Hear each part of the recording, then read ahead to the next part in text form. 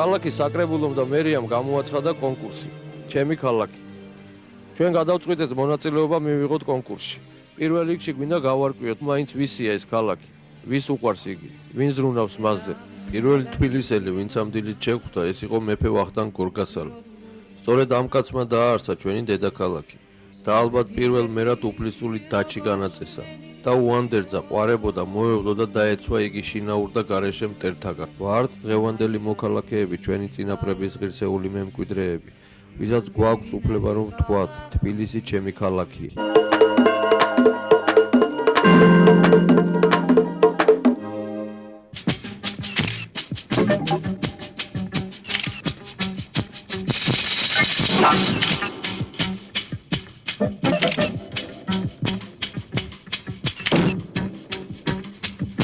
ზუსტად ვერავინ იტყვის, რომელი საათი იყო თბილისის დროით, როცა ამ დიდმა კაცმა ეს ქალაქი გაანთავისუფლა. მას მერე ამ ქალაქმა ათასნაირი დრო და ჟამი გამოიარა და ბევრი ცრემლი ნახა, ზოგი მწუხარების, ზოგის კი სიხარულის. ამ ქალაქმა ნახა 1000 დიდი მეფე და მხედართმთავარი, 1000 დიდი თაღლითი და მოღალატე. ბევრჯერ გამოცხადებულა ამ ქალაქში დღევანდელი სიტყვებით ვთქვათ, საყოველთაო მობილიზაცია და ყოველთვის ქართველები და ოსები, სომხები და ებრაელები ერთად გამოდიოდნენ ამ ქალაქის დასაცავად. უამრავჯერ შეომკიათ ეს ქალაქი თეთრიან გარითმული ლექსებით, დაუხატავთ მისი ხედები, ზეთის ან აკვარელის საღებავებით. უამრავჯერ მიუძღვნიათ მისთვის სიმღერები და აუჟღერებიათ ზუზნა დუდუკი და გიტარა. და ყოველთვის რა დროც არ უნდა ყოფილიყო თბილისის დროით, საქართველო მიცოდა, რომ მისი გული სწორედ ამ ქალაქში ცემს. დაბინძურებული ქალაქი, განაგვიანებული სადარბაზოები და ლიფტები, გაჩეხილი ხეები, დანგრეული სახლები და უსახური შენობები. ყველაფერ ამაზე ჩვენი გადაცემა იწყებს რუბრიკას ჩემი ქალაქი. იმ ადამიანების ყურადღებად, რომლებიც ვერ აფასებენ სწორად. თუ რას ნიშნავს დედაქალაქში ცხოვრება და არიციან რა არის საჭირო იმისთვის, რომ გერცას ქალაქები. თქვენ ამ წუთში დააგდეთ სიგარეტ თუ რაღაცის ქაღალდი დააგდეთ. ჩვენ ახლა ამ ადამიანის მიერ დაგდებულ ქაღალდს ავიღებთ და ვეცდებით ვიპოვოთ უახლოესი ურნა.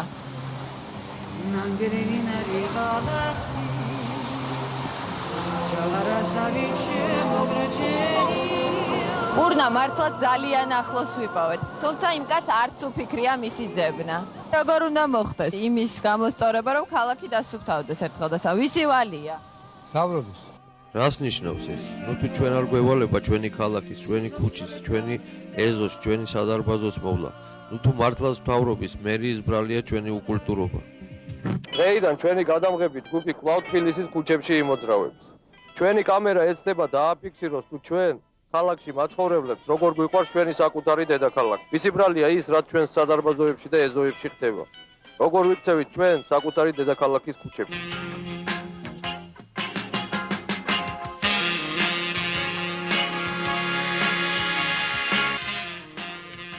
ამ სახლის მოსახლეობა ალბათ უცდის მერიასა და მეეზოვებს, მაგრამ ავიწყდებათ რომ ცოცხლის სახში უდოთ.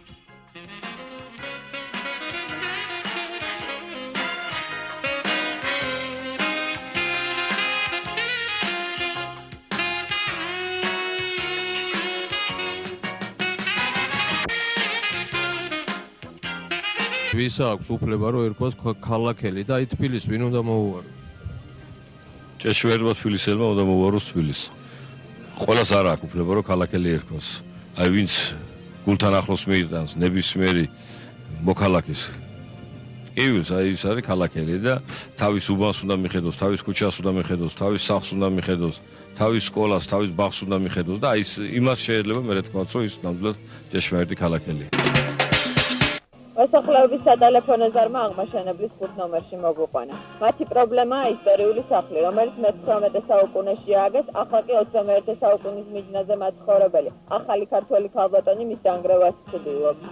ქალაქის ცენტრში, ზაარ-ბრუკენის მოედანზე, გასული საუკუნის 80-იან წლებში აშენებულ ისტორიულ სახლში 15 წლის წინ დედაშვილი მანანა ფსუტური და მაია დემეტრაშვილი საცხოვრებლად გადმოსულან. მათ ერთი ოთახის მეტი არაფერი გააჩნდათ და მათ აღსრულმა ქალბატონებმა გაფართოება და შემდეგ მთელ სახლზე დაპატრონება მოინდომეს. რაოდენ გასაკვირიც არ უნდა იყოს, ყველაფერ ამას ეს ქალბატონები კანონიერი გზით აკეთებდნენ. სასამართლოს გადაწყვეტილებებით გათამამებულმა დედაშვილმა ესეც არ იკმარა და აი მის მიშენების მიზნით ისტორიული ძეგლი დაანგრია. ისტორიული ძეგლი შეწუხებული სულ ყველა. უთხრობ პირადი არც ერთის არ არის საქმე, არის საერთო. თქვენი საქმეც არის, ქალაქის საქმე. ეს საუკუნოვანი ბარელიეფი ჩვენი გადაცემის ძალისხმევით აღადგინეს, მაგრამ ასეთ რამეს ხომ ბევრი თბილისელი აკეთებს. საკრებულოს ერთად ყველა ღონესხმარობს მერია, რომ ის უსახური შენობები აბსოლუტურად ყველა დაინგრეს. სოლიდური დაჯერიმება უნდა იყოს და არა ისე ერთჯერადი დაჯერიმება არის მაქსიმუმ 200 ლარის ოდენობით. ესე იგი კაცმა შეიძლება უადგილო-ადგილას ააშენოს და შემდგომ 200 ლარი დააჯერიმება და ამით დამთავრდება ყველაფერი. ეგრე არ იქნება. უნდა იყოს ძალიან კაცრი შეფასებები და მოსახლეობამ და მერიამ და ქვეყნის ხელისუფლებამ თავისი გადამჭრელი სიტყვა უნდა თქვა სამემართებით. თუ ქალაქი უნდა დაემსგავსოს ქალაქს. ჩვენ თუ ბაღაკების ყიყილის ხმა მოგერმატებთ, შეგიძლიათ ქალაქის ცენტრში აი ამ აუზეთ, მოხვიდეთ, ჩამოждეთ და მოისმინეთ. ეს რესპუბლიკის მოედანია, ქალაქის ცენტრი. ამ ვებერთელა ნაგებობის მესვეურს, რომელმაც ჭაობათ აქცია ეს აუზი, აქვს კი მორალური უფლება დედაქალაქის ცენტრში მდებარე შენობის ხელმძღვანელობის. აი ბატონო არჩილო, უფლება ვისა აქვს თქვას, რომ თბილისი ჩემი ქალაქია. უფლება ალბათ აქვს ყველა იმ ადამიანს, ვისაც უყვარს ეს ქალაქი ელემენტარულად. შეიძლება სულაც არ ცხოვრობდეს თბილისში და თქვას, რომ ეს ჩემი ქალაქია. მაგრამ ჩვენ ერთი რამე გვაქვს ალბათ მთლიანად გასათვალისწინებული, რომ აი ამ გარკვეულმა წლებმა, გარკვეულმა პერიოდებმა იმდენად გამოფით ადამიანის სულიერი სამყარო და მისი სული, რომ ზერელე გახდა ყველაფრისადმი. აი ყველა ღირებულებისადმი. ამიტომ უკვე აღარ ვფრთხილდება, უკვე მისთვის სულერთი არის. აი ეს დაიკარგა ის გული, რომლითაც თბილისი გამორჩეული ქალაქი იყო. გამოსავალს თქვენ როგორც თბილისის მოქალაქე. ვერ ხედავ შულო, ვერსად ვერ ხედავ, ვერაფერში ვერ ხედავ გამოსავალს. უკვე აპათია მაქვს ყველაფერზე, ხელი მაქვს ჩაქნევა.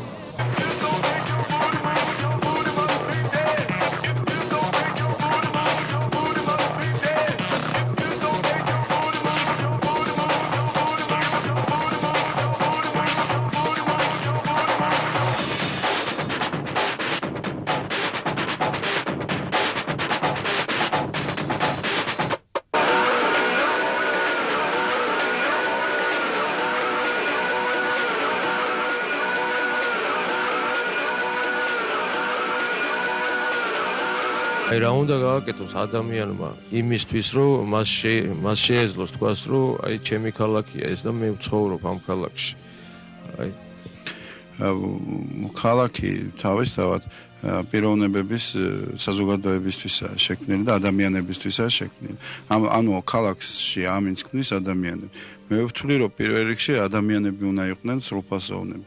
ანუ ადამიანებში უნდა მოხდეს ფერისცვალება, შინაგანი ფერისცვალება და შემდეგ მათ ირგვლივ მოხდება ეს უკვე გარეგნული ფერისცვალება. საჭიროა რომ შინაგანი სიმშვიდე დამყარდეს, ადამიანმა იგრძნოს, რომ ქალაქისთვის რაღაცას აკეთებს, ადამიანმა იგრძნოს, რომ ის მარტო არ არის, რომ მას არ შეუძლია ბუნების გარეშე ყოფნა, რომ მას არ შეუძლია მეორე ადამიანის გარეშე ყოფნა. გათვითოკაცებული არც ერთი ადამიანი არ ვარ. ადამიანი შექმნის 60-ს მაშინ როცა ამ 60-ს ის თავის შიგნით შექმნის. ანუ გარეთ გაიტანს იმას, რაც შიგნით აქვს. ვერ განასხვავებს ამას. ანუ რაც არის პიროვნება, იმას გააკეთებს, არა? რომელი ხეც არის, იმ ნაყოფს იღებს ყოველ. ყოველი ადამიანი თუ შიგნით არ შექმნის ამ თავის 60-ს, გარეთ რაც არ უნდა აკეთოს, ვერ გააკეთებს, ვერ შექმნის, იმიტომ რომ ამისთვის მოწოდებული არის, ამისთვის ამის გამკეთებელი არ იქნება. ამის ძალა მას არ ეყო.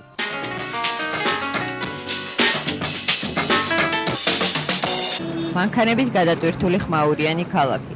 უამრავი ფეხით მოსიარულე. ამ ჩვენი არც თუ ისე მშვიდი რეალობისაგან გადაღლილი ადამიანი სიმშვიდეს ქალაქის ცენტრში, ქიაჩელის ქუჩაზე მდებარე პატარა ბაღში ჰპოვებს. ისევე როგორც ყველაფერს ამ ბაღსაც თავის ისტორია აქვს და თანაც მეტად უჩვეულო. გოგი ბერიშვილი ეს ის პიროვნებაა, რომელმაც სითბოს მოკლებულ ქალაქს ერთი მშვენიერი ადგილი აჩუქა.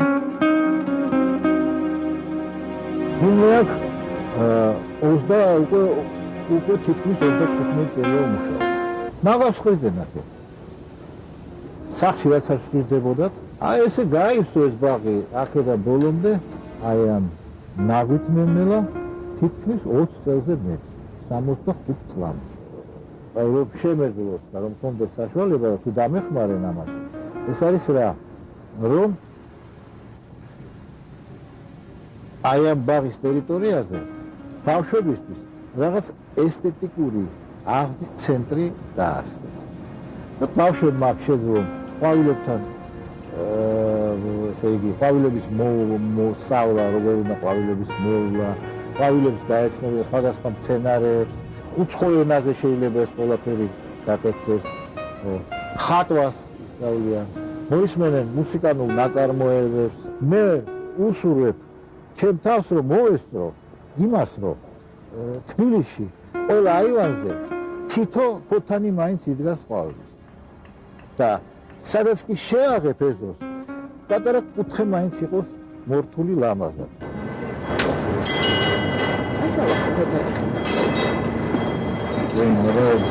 საზოგადოების წევრობა არის პასუხისმგებლობა. მოქალაქეობაა პასუხისმგებლობა და მით უმეტეს ისეთი ქალაქის მოქალაქეობა როგორც თბილისია. ხო, ვის შეიძლება ეწოდოს თბილისის მოქალაქე, ხომ ამ ასეთ კითხვა დამეშით. ალბათ აქ რამდენიმე ეტაპი იქნება გამოსაყოფი. შეიძლება კაცს ვერაფერი ვერ გააკეთო. გინდოდეს სული დაგვირდა ვერ გააკეთო. მაგრამ არ უნდა გააღვიჭო. არ უნდა ავნო, არ უნდა დააზიანო. ეს პირველი ეტაპია იმისათვის, რომ შენ რაღაც მოქალაქეობა გეწოდოს თბილისის.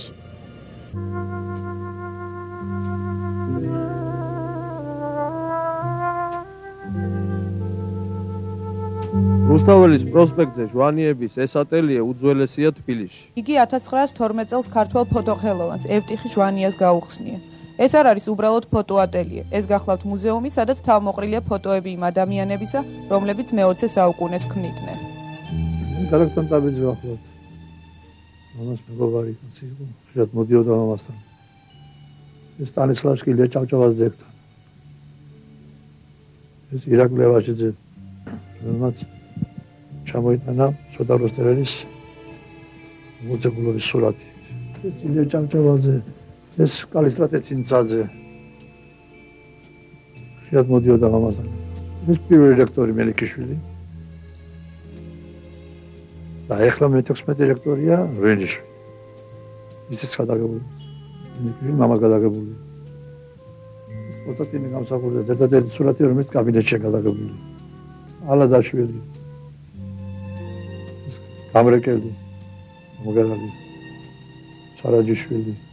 უსიაშვილი მომღერალი. ეთონ არ ვიცი რატო ხდება სამარმა. არ მაინტერესებდა არსად.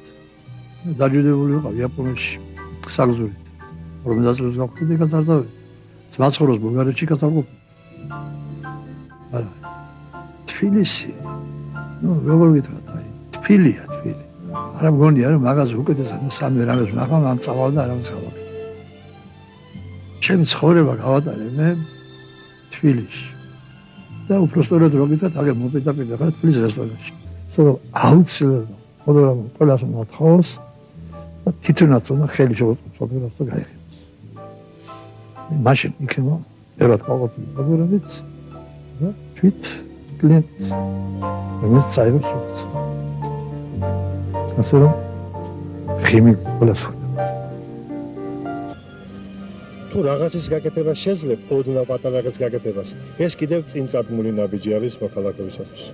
და თუ მართლა რამე ღირებული შექმენი და იმოღვაწე და დაუტოვე საომავლობას, აი ეს უკვე ის საფეხურია, როდესაც შენ თბილისის მოქალაქე თვითონ. უკვე თბილისის საპატიო ვირცეულ მოქალაქე თვითონ. და ეს მაგალითი ხდება ხოლმე მომავალი თავებელი. თერქოს თბილისელი არ გულისხმობს მხოლოდ იმას, რომ ცხოვრობდა თბილისში. თბილისელობა პირველ რიგში საკუთარ ქალაქსა და მის იერსახეზე ზრუნვაა. სწორედ ამ ტრადიციას აგრძელებენ ადამიანები, რომლებმაც სრულიად უანგარო დაღადგინეს ამ შენობის ფასადი.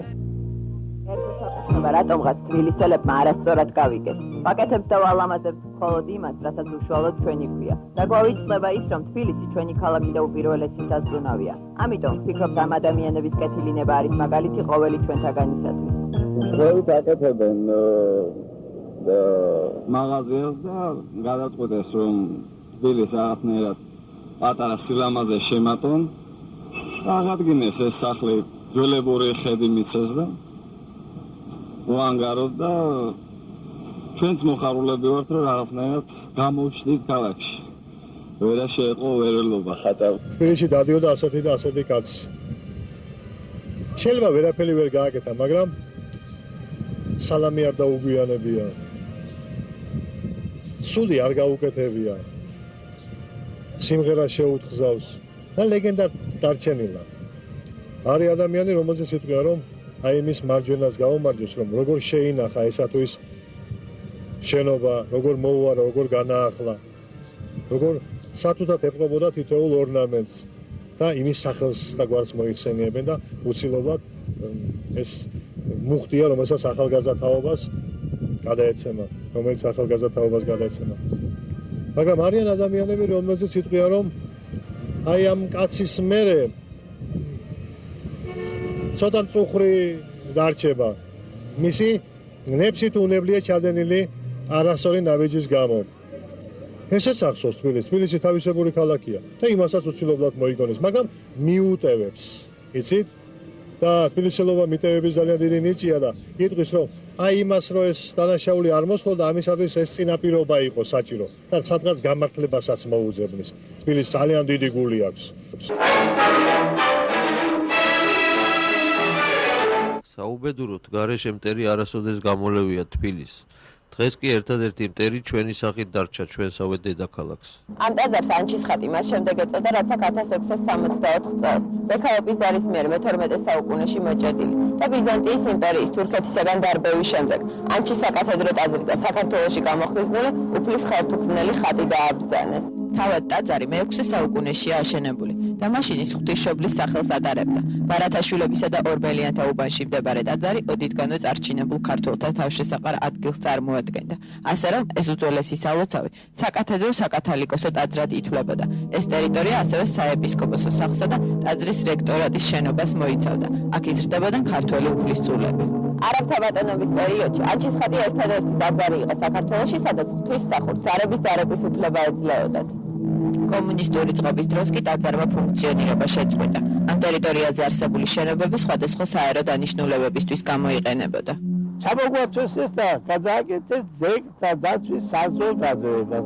შემდეგ მოხდა ის ამბავი, რომ გაუქმდა ეს ძეგლთა დაცვის საზოგადოება და გადააკეთეს ძეგლთა დაცვის ფონდად.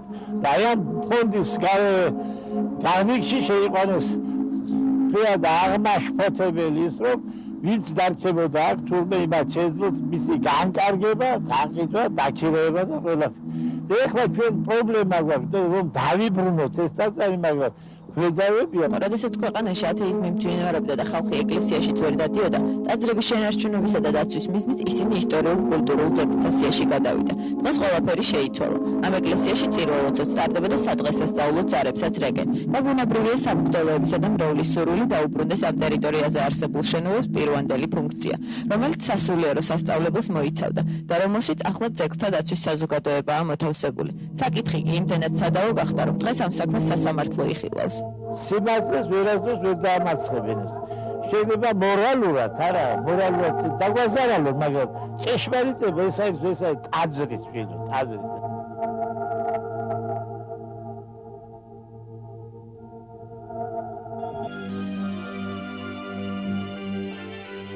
ამ პატარა ტაძრის ისტორია ხრეთით აღდგენის სასწაულებრივი მაგალითია. ანტიქრისტე ბოლშევიკებმა იგი ჯერ პროზექტურად, შემდეგ კი სამედიცინო ნავსაყუდელად აქციეს. ახალგაზრდა ღვთელმსახურებმა უწმინდესის და უნიტარესის ლოცვა კურთხევით თავიანთი სახსრებით აღადგინეს ეს ტაძარი. როცა კაცს აქვს კეთილი განზრახო, ღმერთიც ეხმარება მას და მართლა მოხდა სასწაული და აღდგა. ეს ტაძარი უბრალოდ კეთილი ადამიანების ძალისხმევით. და რასაკვირველია მისი უწმინდესობის ლოცვა კურთხევით. მე უკვე მოვედი, ასე ვთქვათ, აღდგენილ ტაძარში. შემდგომ მოხდა ამ ტაძრის გამშვენება. და თავისთავად ტაძარი აღადგინეს ჩემს გარეშე. მაგრამ რაც მოხდა ეს მნიშვნელოვანია, ვინაიდან ამ ადგილას ამ უბანში, ხომ, ერთი ტაძარია, მხოლოდ ეს მეორეა. და ხალხს ძალიან გაუხარდა და ყველას უხარი აქვს. შემდეგ შევეცადეთ არა მარტო ის, რომ ადამიანი მისულიყო და უბრალოდ ეკლესიაში თქვათ, თაყვანიეცა ღმერთისთვის, არამედ უბრალოდ ბუნებით დამდგარიყო. ვინაიდან მოკლებულია საერთოდ თბილისი ლამაზ ბუნებრივ პირობებს, ლამაზ გარემოს, ასე ვთქვათ, არქიტექტურის თვალსაზრისით არ ვიძახი. ბაღის, უბრალოდ ბაღი მოგვეწყო ისეთი ბაღი, რომ ადამიანი მოსულიყო და ესვენა. და რაღაცნაირად სულიერი სიმშვიდო მიიღო. არა მარტო ეკლესიაში, არამედ ეზოში, ამას ხაზს უსვენ, იმიტომ რომ ეზო არის წინაპირობა, როგორც შეხვალ ეზოში, იმიტომ აშენებდნენ ჩვენი წინაპრები ლამაზ ადგილას ტაძრებს, რომ ეს განწყობა ქონოდა სიმშვიდის, სილამაზის, სიხარულის, მომავალი სილამაზის და სიხარულის. ანუ ღმერთი რასაც აკეთებს, აკეთებს ლამაზად. და ჩვენ შევეცადეთ მიგვებაძა ღვთისთვის და რაღაც ლამაზად გაგვემშვენებია ეს ბაღი, მოსულიყვნენ და დაესვენეთ აქ ცხოვრებლებს.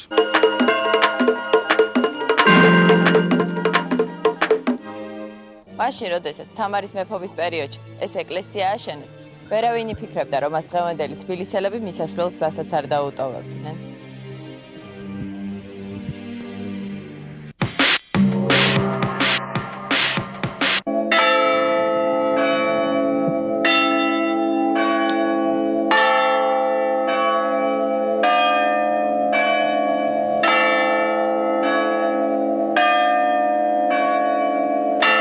ამ საკათედრო ტაძრის ზარი ვის უხმობს? საკათედროს საერთოდ ტაძრის ზარი უხმობს მრევლს. მაგრამ თქვენ თუ დააკვირდებით ამ სამრეკლოს ზარების ერთობლიობას და იმ რიტმს, რომელიც აწყობილი არის ღვთის საგალობელ ტროპარზე, ეს არამხოლოდ მლოცველის მოხმობა არის სალოცავად. ეს მე ვიტყოდი შეძახილი არის უფრო ქართველი კაცისა, ან ქართველი კაცისადმი, რომ ჩვენ გადავრჩებით. მე მაგალითად უფრო ასეთი შთაბეჭდილებამდე არის შეძახილი, ჩვენ კიდევ ვართ, რომ ჩვენ ვიქნებით. არ იკითხო ვის უხმობს ზარი, ეს ზარი გიხმობს შენ. აქ ხომ თოთლები ძმაღერია, რაცა პირუზე ლურჯი ბერია.